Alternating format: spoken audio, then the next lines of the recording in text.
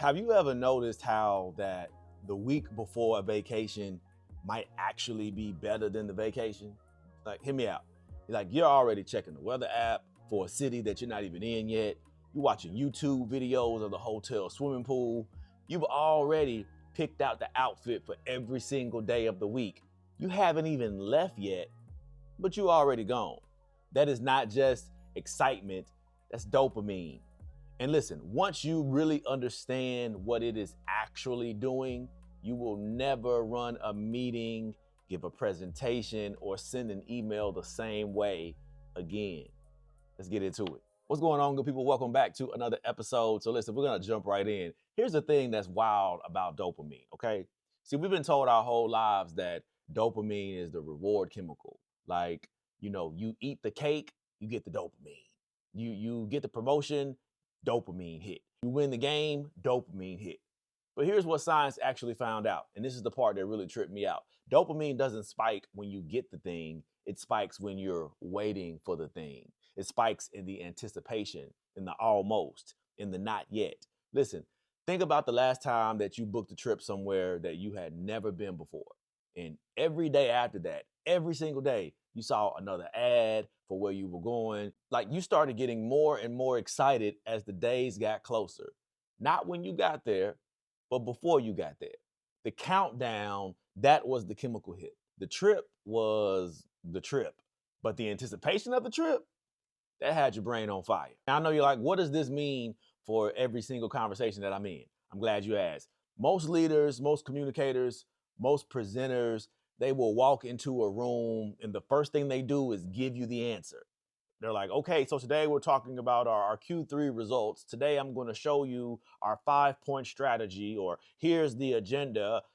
And listen, I get it. I understand, right? Somebody's like, listen, I want to be clear. I want to make sure people understand me. I want to be organized. I want to respect people's time. And that's a great instinct. I'm not mad at that. But your brain doesn't want the destination first. Your brain wants the countdown. So, you know what the brain hears when you lead with the answer? You're basically telling the brain, you can go ahead and check on out. I'll tell you everything. Nothing is yours to discover. And the brain is like, oh, bet, cool, I'm out.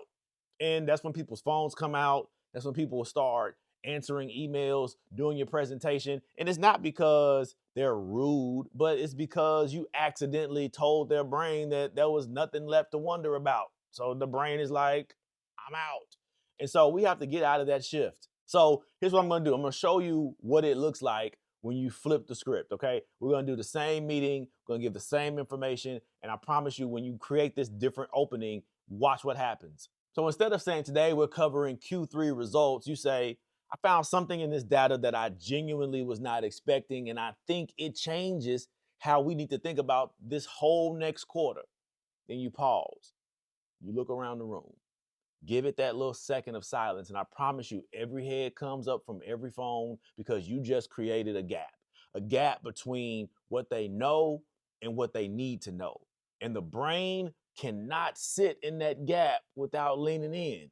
And it's not manipulation, it's literally chemistry at work. Check it.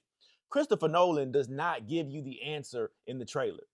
He gives you a question, and you follow that question to your car, you take it home, you think about it, you tell your friends about it, you buy a ticket, and that's literally what a great opening does. It doesn't inform. It creates a gap that your brain has to close, okay? Christopher Nolan is a genius at doing this, okay? I mean, maybe not so much Insomnia. I liked Insomnia. I liked it was a good movie, but it wasn't like Memento. It wasn't, Dark Knight. It was cool. Anyway, getting off track. Here's your one thing from today that I want you to take away. Before your next meeting, your next presentation, your next pitch, ask yourself this question: what do I want them to wonder? Not what do I want them to know, not what do I need to cover, what do I want them to wonder? Because the wondering is the engagement. The wondering is the dopamine. And when you build a room full of people wondering, you've got them. You've got them before you've even said the main thing. So here's what I want you to sit with today. Your brain doesn't fall in love with the destination. It falls in love with the road. It doesn't crave arrival. It craves the almost.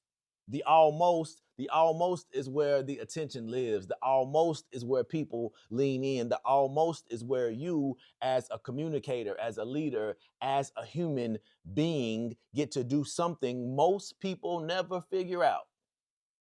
You get to make the waiting feel like the best part. That's dopamine. That's the whole thing. Listen, if this hits for you, I want to know one thing. I want to know, what is the question you're going to lead with this week? I want you to drop it in the comments. I want you to share this video, like, subscribe with somebody who you feel like needs it. And if you're a leader, a speaker, an event planner, and your organization needs this kind of thinking in a room, then let's link. Let's connect with me so that we can figure out how we can continue to help move your story forward. I would love to be in the room with you. Until next time, I'm going to leave you like I always do, y'all. Peace.